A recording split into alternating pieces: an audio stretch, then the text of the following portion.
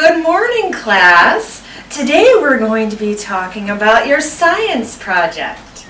And the topic is sound. Who wants to go first? How about you boys? So, this is our report about the sonic boom!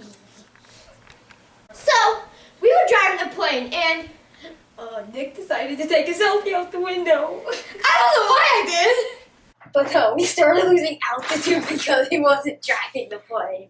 Too much altitude, and we hit the sonic boom by a glass building, and I was like, oh my god, we just hit 200 decibels!